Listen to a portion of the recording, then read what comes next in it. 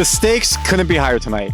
6 title fights, $6 million on the line.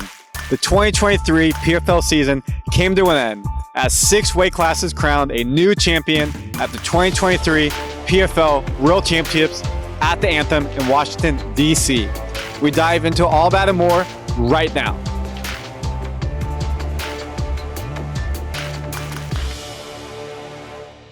Welcome to Full Sail Live. I'm Randy Silver reporting from Washington, D.C. PFL's Championship Week started and ended with a bang. On Monday, they announced their acquisition of Bellator MMA. With the merger, PFL will become the second biggest MMA organization in the world. That was a big talking point through the fight week buildup. Tonight, what PFL hypes as MMA's richest night, 12 fighters had a chance not just at $1 million prize, immortality as a PFL World Champion. We had highlight reel knockouts and history-making performances. Let's break it all down for you right now. In the main event, Olivier Mercier won by unanimous decision to become a back-to-back lightweight champion over Clay Collard. In the ring after his win, the Canadian said he will take a break for an undefined amount of time. The 34-year-old definitely won't be back for a fight for a three-peat, which is disappointing for fight fans. No fighter in PFL history has ever won back-to-back-to-back championships. However, with his back-to-back win, the Canadian gangster became the 6th fighter in PFL history to achieve this feat. Earlier in the night, Larissa Pacheco became the 5th fighter to win back-to-back championships. The Brazilian beat Marina Machchinka for the women's featherweight belt by unanimous decision. The 29-year-old won the lightweight title last year over Kayla Harrison. Pacheco said in her post-fight press conference she is looking forward to the opportunity to become the first three-peat PFL champion. The featherweight did make history tonight, though, that no other male or female fighter in PFL has ever done. She became a 2-division champion. Last year she won the lightweight championship. This year she won the featherweight championship. Congrats to her on becoming a 2-division champion. In the co-main event, heavyweight Renan Ferreira beat Denis Gottsov for his first PFL title.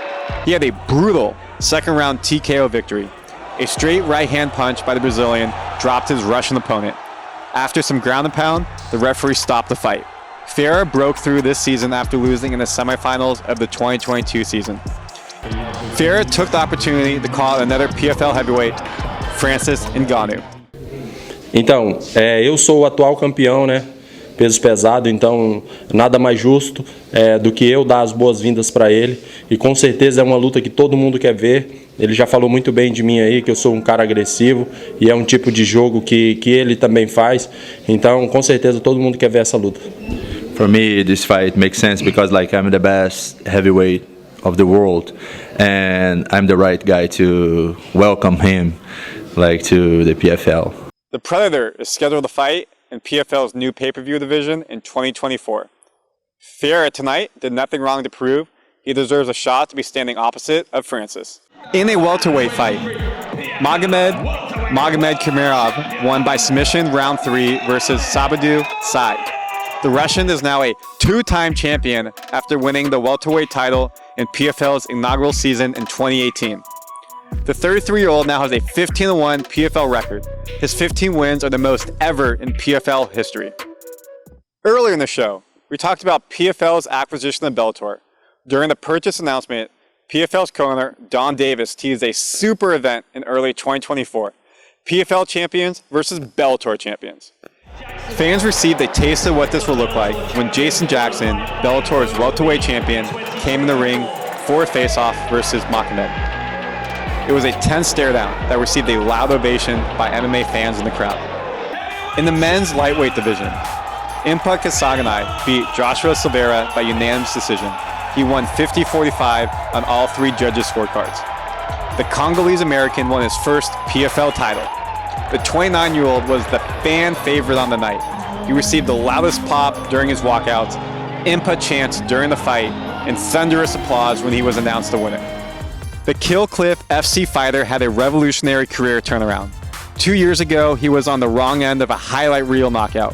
He was released by the UFC a short time later, and homeless for a bit even after that. Earlier this year in March, he won his way onto the PFL roster by winning the PFL Challenger Series. 5 undefeated fights later, he is now a world champion and $1 million richer. In the first title fight of the night, Jesus Pineda won by TKO in round 3 versus Gabriel Brag for the men's featherweight title.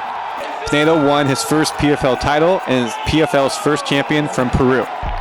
In another smart move by PFL officials, Bellator featherweight champion Patrick Pitbull Ferreira came in the cage to face off to promote the PFL versus Bellator Champions mega event. Let's recap. 2 fighters became back-to-back champions. One of those mixed martial artists became the first 2-weight division PFL champion ever. One fighter became a 2-time PFL world champion. And finally, 3 combatants realized their dreams to become PFL world champions. That could have been enough for a fan's appetite. However, they were treated to some dessert on Thanksgiving weekend with 5 showcase fights. The face of PFL made her long-awaited return 1 year after her last fight. Kayla Harrison won by unanimous decision over Aspen Ladd. The 33-year-old said in her post-fight ring interview she was really ecstatic to be back in the smart cage. It's her happy place. She also made a call out to a certain Bellator champion she has a long-standing feud with, Chris Cyborg. I heard there's a girl in Bellator who thinks she's a bad Why don't we find out? The feud between the 2 combat sports legends has been going on for years. However, they've never fought in the same MMA organization. Now, with the merger of PFL and Bellator, the opportunity for them to fight is closer than ever.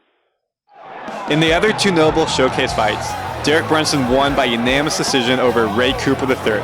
This was Brunson's first fight in PFL after he left the UFC.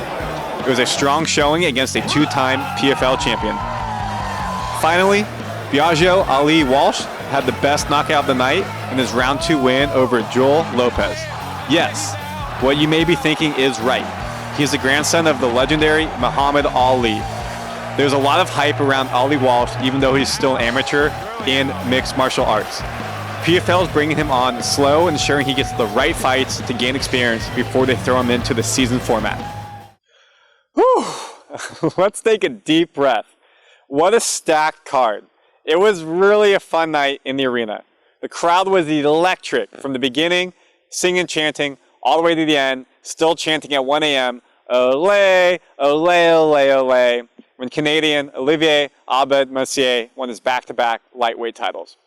The atmosphere was definitely something of a big fight card, and the crowd lived up to the hype. Now, the 2023 PFL season is over.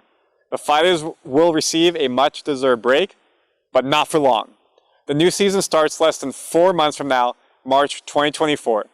The beauty of the unique PFL season, right?